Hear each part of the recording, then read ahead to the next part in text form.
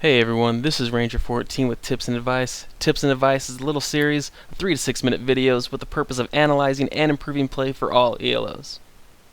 Today's video, we're going to focus on AP mid and the positioning of the AP mid. It is very important for the AP mid to be positioned correctly during the entire fight so they can do the most amount of damage while taking the least amount of damage.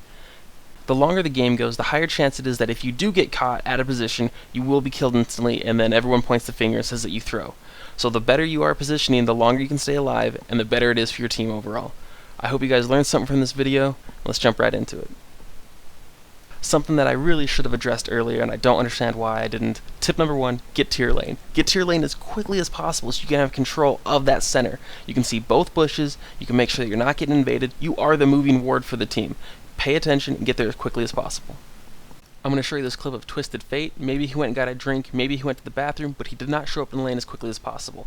I got there, I showed both bushes, I called my team over, and we set up. They have a Nunu. Majority of the time Nunu will start blue. So we sit in his bush, we made a campfire, we're roasting marshmallows, we're waiting for him to show up. I'm not huge, you have to invade every time, but if they're going to freely give it to you, you might as well take it, because it's a free kill, free first blood, and too easy.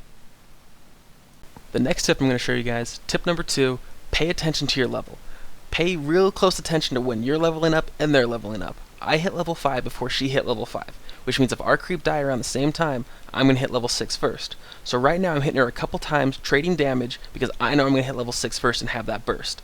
So I'm staying in lane, saving up my mana, and as soon as I hit level 6, I click the spell. Now right now I'm waiting for her to kind of get a little bit too close so I can hit her with my snare. I hit her with the snare, hit her with the ultimate, hit her with ignite, and walk away and get the kill. In this clip, I'm playing Fizz. As soon as I hit level 6, I control R and immediately cast my ultimate on her. Right now, she's stunned. If she did have her ultimate up, she possibly could have killed me here, but again, this is a game of seconds, and she was a couple behind. Okay, for the next tip. Tip number 3, position yourself in bushes. I get hit with a really nice charm, and I have to flee. So as I'm screaming and panicking, I decide that there's no way I'm going to get away. I might as well try to get a kill. I drop 2 seeds in the bush and land a Q. As soon as she steps out of the bush, I am invisible again in the bush. Diana cannot see me, so I'm able to get away, and Diana again is shooting in the dark. I have complete vision of her, and she has no vision of me. So by positioning myself in that bush correctly, I'm able to turn a 2v1 gank into a 1-0 kill. In this clip, I'm playing against a very skilled opponent. He forces me to the bush, and I start setting up. In my opinion, this is going to be a very easy kill, but he drops a ward which gives him sight of me, which lets him target me, jump to me, and immediately kill me. It was a very nice play on his part, very heads up. Tip number 4, evolve your positioning. During the course of a fight, you need to change your positioning to better help your team. Right now, I want to get into melee range and hit as many of their team as I can with my ultimate. Right now, I'm going to stay in between them, evolve my position again to keep them both leashed. When they both get stunned, I'm going to keep moving forward so that if they do retreat, they have to run through me. Now, my objective is to shield my team and snare their team as much as possible. However, that snare did go through Skarner, and that's just something that happened unfortunately. So right now, I'm going to keep auto-attacking Skarner and throwing as many Qs as I can. Skarner only has one way to go now, so it's an easy snare for me, and I get the kill. Unfortunately, too many of my teammates died. In this clip, the opponents just won a team fight and want a free dragon. It's a 4v2 situation, so my position right now is to kite and harass. I don't want to get caught, I don't want to initiate.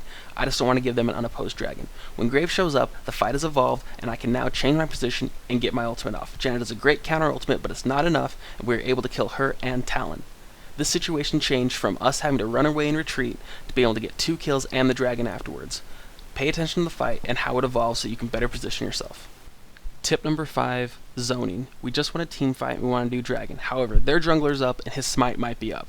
So I do not want him to be able to roll up to our dragon uncontested. So I'm going to throw spells at them, zoning him out of the fight.